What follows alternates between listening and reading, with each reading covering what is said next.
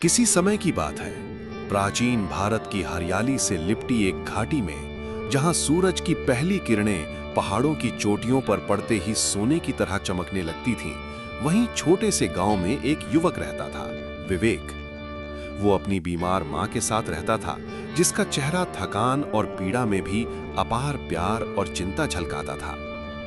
विवेक का चेहरा शांत था, पर उसकी आंखों में गहराई ऐसी कि जैसे समंदर की असीम लहरें उसके भीतर उफान मार रही हों। संकल्प, साहस और अनकहे रहस्यों का महासागर।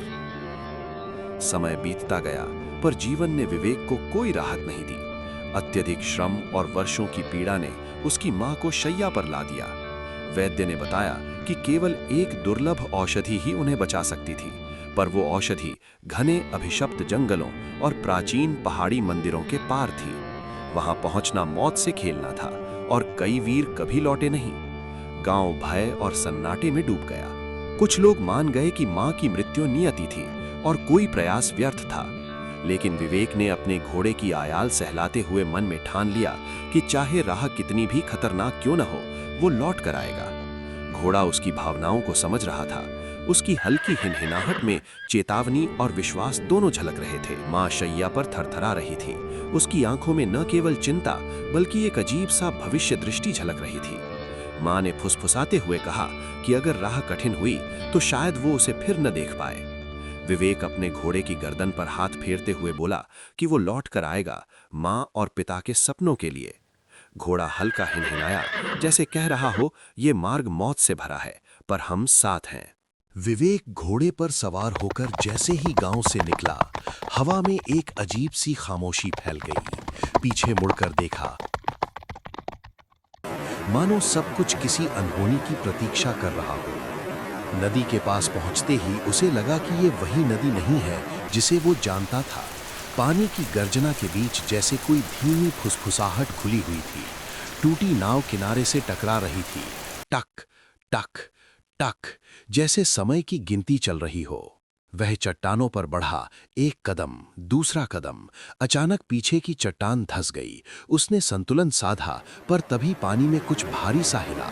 क्या वह केवल लहर थी या कुछ और?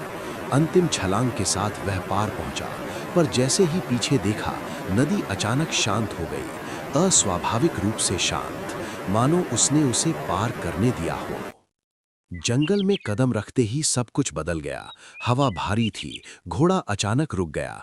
झाड़ियों में हल्की सरसराहट हुई। अचानक अंधेरे में दो चमकती आंखें दिखाई दीं।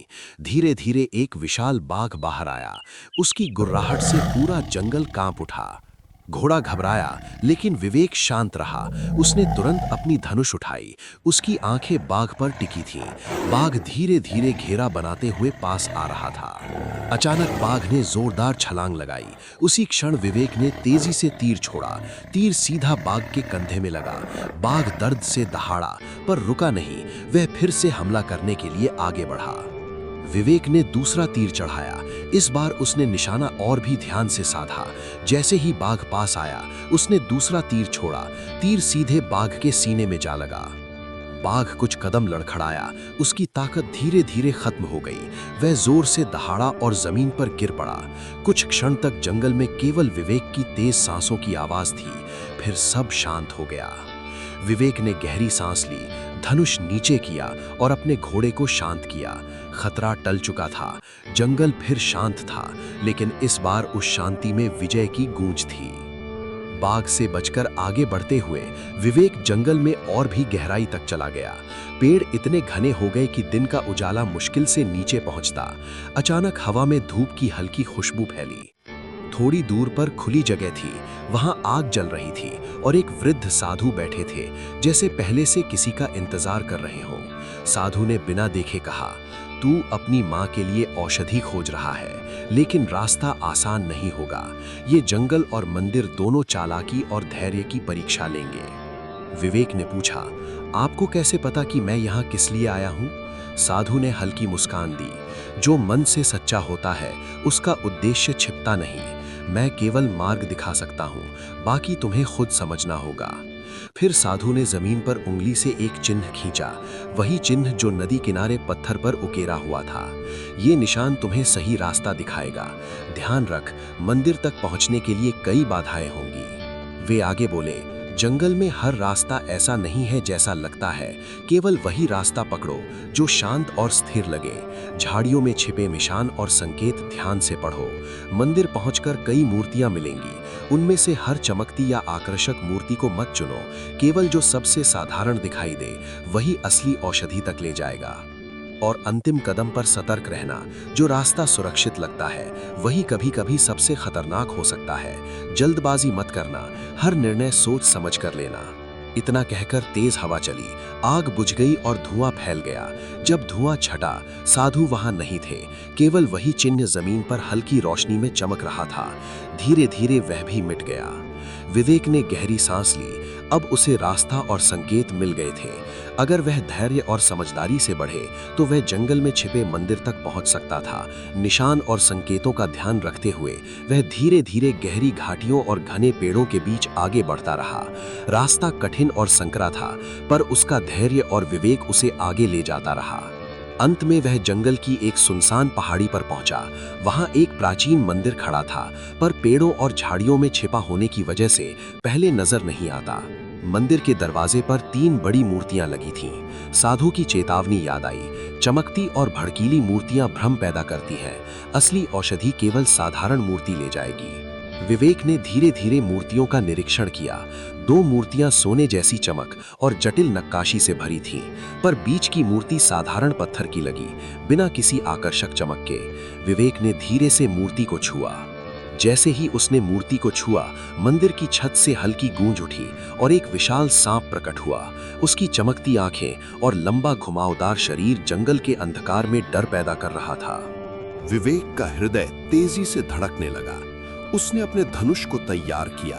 सांप धीरे धीरे उसे घेर रहा था, पर विवेक शांत रहा। वो ध्यान से मूर्ति के पास पहुंचा और सांप की चाल को पढ़ते हुए सही समय पर एक तीर छोड़ा। तीर ने सांप को चोट नहीं पहुंचाई, बल्कि उसकी दिशा बदल दी और वो फिर से छिप गया, जैसे मंदिर खुद उसकी परीक्षा ले रहा हो। सांप के गायब होते ही मंदिर की दीवारों से हल्की रोशनी फैलने लगी। बीच की साधारण मूर्ति धीरे धीरे खुली और उसके अंदर एक साधारण मिट्टी का मटका प्रकट हुआ। विवेक ने मटका उठाया। इसमें वही औषधि थी, साधारण, बिना किसी चमक के, पर इतनी शक्तिशाली कि उसकी मां को ठीक कर सकती थी। विवेक ने गहरी सांस ली, मटका संभाला और मंदिर से बाहर निकला। जंगल अब शांत था और उसकी यात्रा का सबसे बड़ा इनाम, मां के जीवन की उम्मीद, उसके हाथ में था। जैसे ही उसने कदम रखा और गुफा के मुख की ओर देखा, वो अचानक गायब हो गया। जो विशाल प्रवेश द्वार अभी कुछ क्षण पहले सामने था, अब केवल घने पेड़ों और पत्थरों के बीच का खाली स्थान दिख रहा था। विवेक की सांस तेज हो गई, दिल की धड़कन बढ़ गई। कहाँ गायब हो गया मंदिर? क्या ये कोई जादुई शक्ति थी या केवल उसकी आंखों का भ्रम? विवेक ने घोड़े पर छलांग लगाई और मटका अपने कंधे से कसकर थाम लिया। घोड़े ने जैसे उसकी चिंता समझ ली हो, तुरंत तेज रफ्तार में आगे बढ़ा। रास्ते के हर मोड़ पर पेड़ों की छायाएं अजीब रूप ले रही थीं और हर सरसराहट उसके कानों में खतरे की चेतावनी की तरह गूंज रही थी। जंगल की हवा तेज थी, पर विवेक ने अपने आप को शांत रखा। उसने साधु के बताए संकेत याद किए, हर शोर पर भरोसा मत करना और तेज रफ्तार में भी सावधानी रखना। अंत में सूरज की किरणें पेड़ों के बीच से छनकर आती दिखाई दी। वो गांव के रास्ते पर पहुंच गया। विवेक अपने घोड़े पर बैठकर गांव की ओर दौड़ा। जंगल की खतरनाक यात्रा और मंदिर की कठिन परीक्षा के बाद वो आखिरकार अपने गांव की सीमा तक पहुंच गया। गांव आते ही उसने सीधे वैद्य के घर की ओर रुख किया। वैद्य ने उसे देखकर मुस्कुराते हुए कहा, तुम लौट ही आए, और ये क्या है? विवेक ने हाथ में पकड़े मिट्टी के मटके को वैद्य को दिखाया। वैद्य ने ध्यान से मटका लिया और कहा, यही औषधि है, जल्दी चलो, तुम्हारी माँ का इंतजार कर रही है। दोनों तेजी से विवेक के घर पहुंचे। विवेक की माँ बिस्तर पर लेटी थी, कमजोर और थकी हुई। वैद्य ने सावधानी से मटका खोला और औषधि को तैयार किया। विवेक ने माँ के पास बैठकर उसे धीरे धीरे दिया। कुछ ही पल में उसकी माँ ने गहरी सांस ली उसने विवेक की ओर देखा और हल्की मुस्कान आई। उसका चेहरा पहले से कहीं अधिक जीवंत और स्वस्थ दिख रहा था। गांव के लोग भी बाहर खड़े थे। जैसे ही उन्होंने देखा कि विवेक लौट आया है और माँ ठीक हो रही है, उनकी खुशी का ठिकाना नहीं रहा। बच्चे दौड़े, बुजुर्गों ने हाथ जोड़कर आशीर्वाद दिया और महिलाएं हंसी और खुशियों से झूम उठीं। विवेक ने गहरी सांस ली और अपने घोड़े की पीठ थपथपाई। थकान के बावजूद उसके चेहरे पर संतोष और खुशी की चमक थी। गांव वाले उसकी वीरता और धैर्य की सराहना कर रहे थे और आज का दिन केवल औषधि पाने का नहीं, बल्कि सच्ची बहादुरी और परिवार के लिए किए गए संघर्ष का जश्न था। दोस्तों, ये कहानी सुनने के लिए दिल से शुक्रिया। अगर आपको ये पसंद आई और सब्सक्राइब करना ना भूलिएगा। ऐसे और नॉन सुनी कहानियों के लिए मेरे चैनल को जरूर चेक करें।